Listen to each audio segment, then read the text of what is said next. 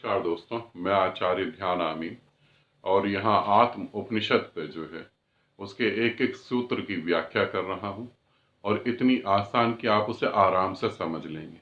और इस उपनिषद में जो लिखा गया है उसको हम लोग आज तक क्यों नहीं समझ पाए वो भी आपको क्लियर हो जाएगा।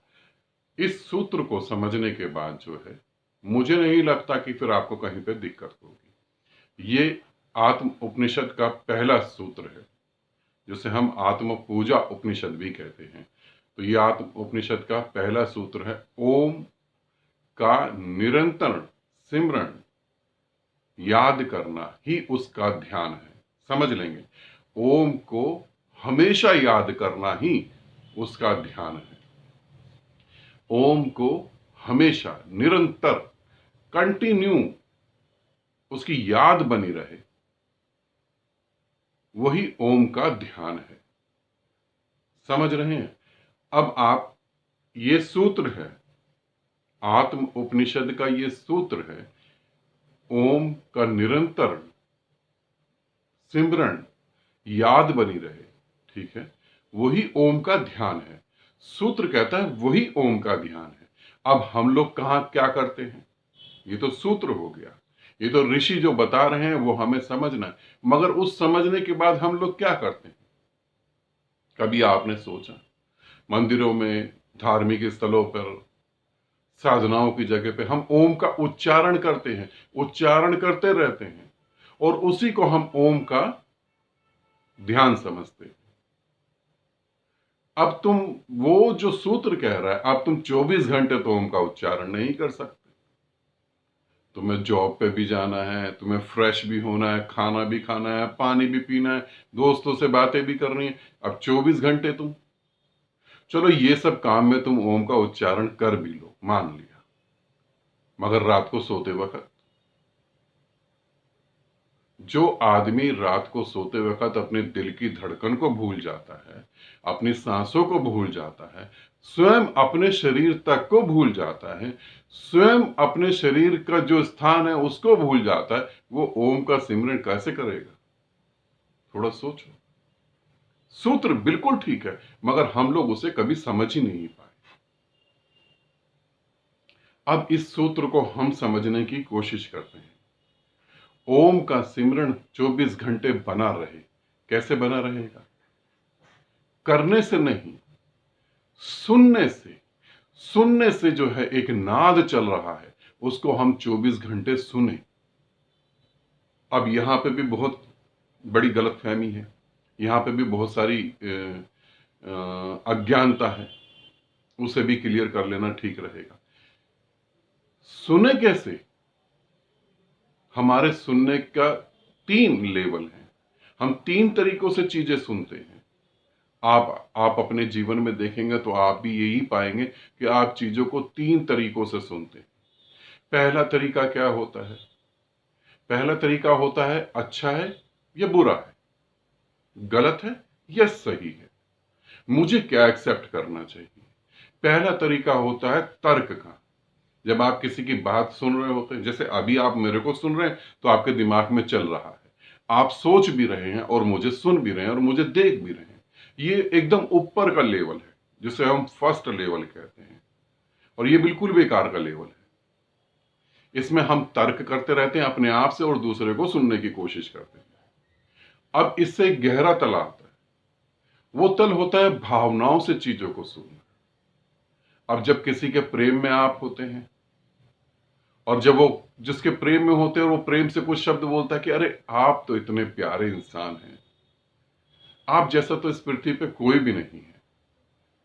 अब ये शब्द आपके इतने गहरे उतर जाते हैं कि इनको आप भुला नहीं पाएंगे, क्योंकि आपने भावनाओं के साथ सुना,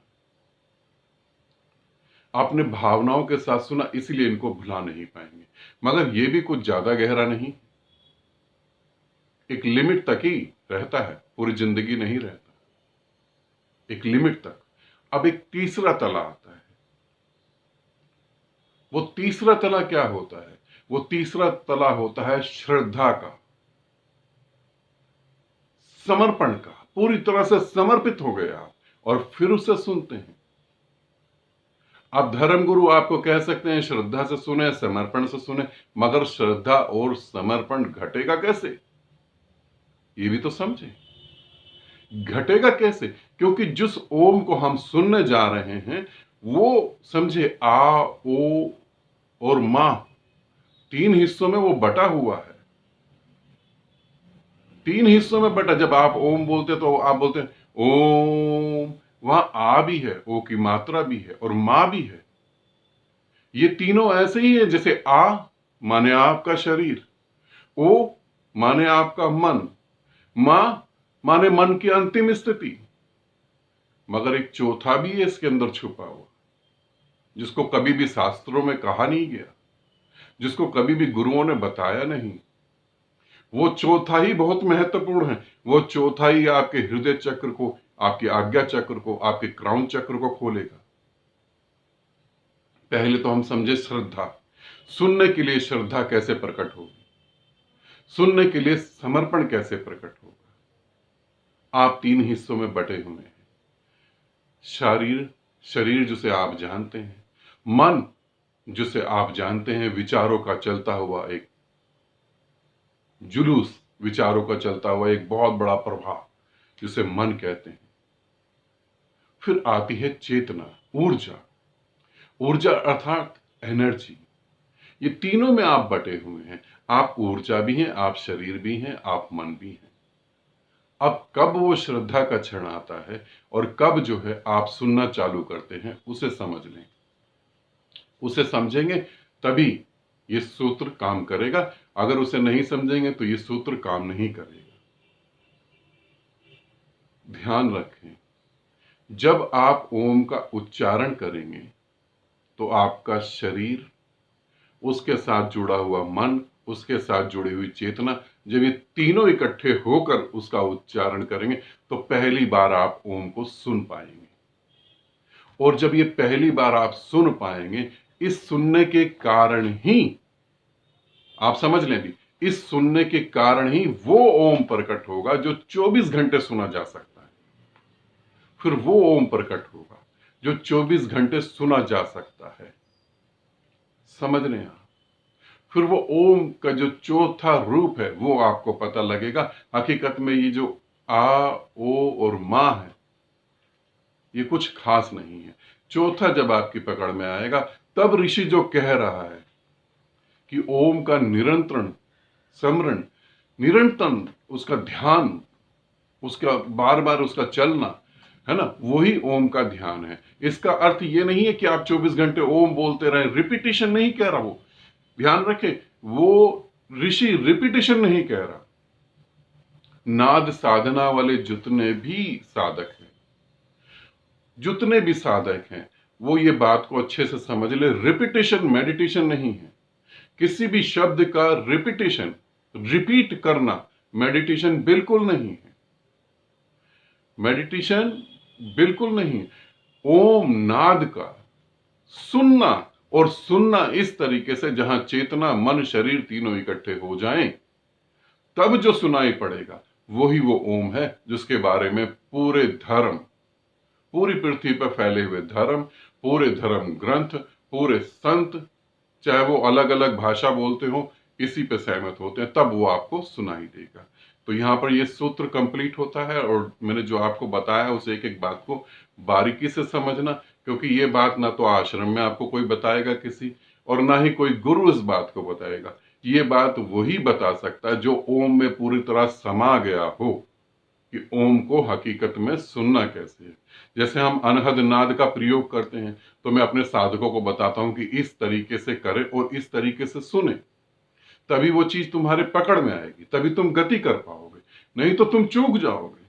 और जो साधक उस बात को समझ के उस तरीके से चलता है, उसे सब रहस्य प्रकट हो जाते हैं उसके सामने, सब उसे दिखने लगता है, उसे जो दिखना चाहिए वो दिखने लगता है। तो यही मैं आपको समझाना चाहता हूं। ठीक है, सूत्र आपने समझ लिया। सूत्र वैसे इसमें लिखा भी है मेरी वीडियो में, वो आप पढ़ लेंगे और उसे समझेंगे और इसके ऊपर फिर प्रयोग करेंगे। अगर आपने सूत्र समझ के सिर्फ दिमाग में रख लिया तो वो बेकार की बात है। उस पर प्रयोग करें। कैसे ओम जो है 24 घंटे हम सुन सकें। और 24 घंटे सुनने का मतलब क्या होता है? ऐसा नहीं 2 महीने 2 साल। जिस दिन आपने 3 घंटे लगातार सुन लिया, फिर आप कभी भी इस पृथ्वी पर दोबारा पैदा नहीं हो सकते। और तो और अगर जिस दिन आपने इसे 45 से 50 मिनट तक लगातार सुन लिया, फिर आप परम मोक्ष को उपलब्ध हो जाएंगे। फिर सारे शास्त्र आपके लिए बेकार हैं। ठीक है, आनंदित रहें, सदा खुश रहें। बहुत बहुत प्रेम आप सभी को।